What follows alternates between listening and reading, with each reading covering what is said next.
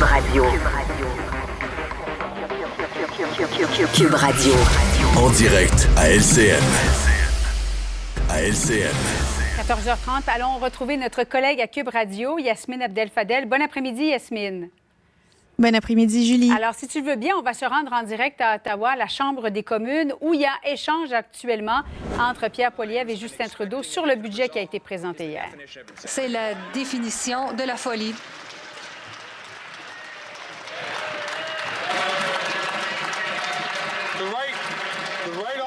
Le très honorable premier ministre, Monsieur le Président, le chef de l'opposition dit qu'il défend les ultra-riches, 0,1 % du pays.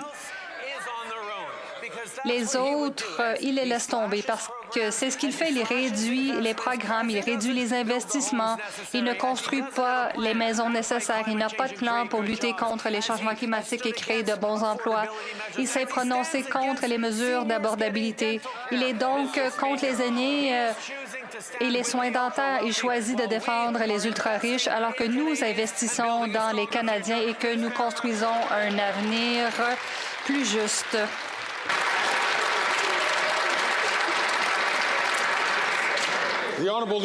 Le chef de l'opposition, Monsieur le Président, c'est lui l'ultra-riche. Il a caché la fortune de sa famille dans un fonds de fiducie à l'abri de l'impôt afin qu'il n'ait pas à payer les mêmes impôts que les autres. Il va en vacances avec les ultra-riches dans leurs îles privées, dans des endroits où ils peuvent cacher leur argent, éviter de payer leur juste part ici au Canada. Et maintenant, il paye les ultra-riches en dépensant 54 milliards de dollars de plus en service de la dette comparativement au transfert en soins de santé. Le très honorable premier ministre, Monsieur le Président, c'est un budget qui investit dans l'équité pour toutes les générations. Nous demandons aux ultra-riches de payer un petit peu plus. Monsieur le Président, le Parti conservateur choisit de défendre le statu quo, défend les ultra-riches, au lieu de dire oui, nous devons investir dans les jeunes, nous devons construire plus de logements, nous devons soutenir les aînés avec des soins dentaires, nous devons créer plus de places en garderie, nous devons offrir de l'argent dans une prestation pour les personnes handicapées. C'est ce que nous faisons et eux se prononcent contre.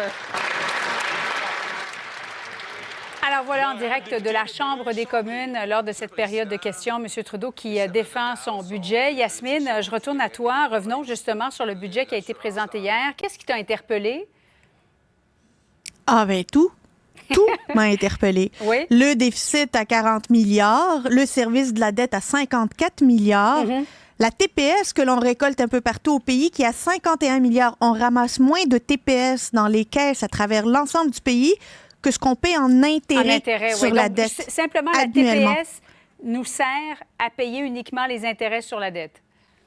Et il faut en rajouter un petit peu. Il faut rajouter 3-4 milliards pour pouvoir payer l'ensemble des intérêts. Pas la dette, juste ses intérêts. Les intérêts, voilà. La déconnexion du gouvernement avec la réalité m'a frappée. Le fait qu'on nous dise que ce budget soit celui des prochaines générations, alors que la seule chose qu'on va leur léguer, c'est une dette galopante, un déficit incontrôlable, des finances publiques des plus sombres. Je ne sais pas ce qu'essaie de faire le gouvernement, mais chose certaine, les Canadiens n'ont pas voté pour la plateforme électorale néo-démocrate que l'on est en train de nous servir. Si les Canadiens voulaient ce genre de gestion politique, gestion des finances publiques, ils auraient pu élire les néo-démocrates au pouvoir, chose que les Canadiens, dans leur grande sagesse, n'ont pas fait. Or, ils ont été trahis par Justin Trudeau, qui, lui, est en train de leur servir une idéologie de gauche que les Canadiens ont rejetée. Et ça, je trouve ça d'un cynisme absolument incroyable, compte tenu de la situation, compte tenu de l'incertitude, compte tenu où tout le monde en arrache. Il y a toujours le politique qui est supposé venir nous aider, mais là, maintenant, il y alimente le cynisme, puis il nous dit que finalement, le vote, on dit souvent, voter, ça compte. Mais au bout du compte, une fois que le vote est inscrit, il est enregistré, que les élections n'ont pas lieu prochainement, ben les gouvernements font ce qu'ils veulent de nous, avec nous, et avec notre argent. En raison de cette alliance, notamment avec le NPD. Yasmine, un mot en terminant sur le député ancien whip, c'est comme ça qu'on l'appelle maintenant en chef, Éric Lefebvre, qui a décidé de quitter le caucus de la CAQ, devient député indépendant parce qu'il veut justement se présenter aux prochaines élections pour le Parti conservateur du Canada. Et ça suscite un malaise au sein des partis d'opposition du fait qu'il continue de siéger comme député indépendant tout en ayant admis vouloir faire le saut fédéral. Éprouves-tu le même malaise? C'est pas quelque chose qu'on voit pour la première fois. Je rappelle que Catherine Fournier avait déjà fait savoir qu'elle voulait se présenter à la mairie de Longueuil puis continuer à siéger. Elle était députée jusqu'à la veille, finalement, ou le jour de son élection, où elle a démissionné. Il y a eu une partielle qui a fait élire Shirley Dorismont. Donc, c'est pas la première fois qu'on voit ça. Maintenant, il ne fait plus partie du caucus gouvernemental, le caucus de la CAQ. Il n'assiège plus autour de la table des conseils des ministres. Moi, je lui en veux pas de continuer à siéger comme député. C'est sûr que ça peut créer une situation assez cocasse.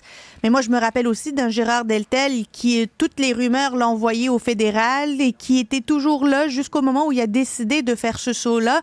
Et il a démissionné alors que tout le monde savait que c'était une question de temps. Par contre, ce qui est inquiétant ici, c'est les rumeurs voulant que d'autres caquistes suivent les traces de M. Lefebvre.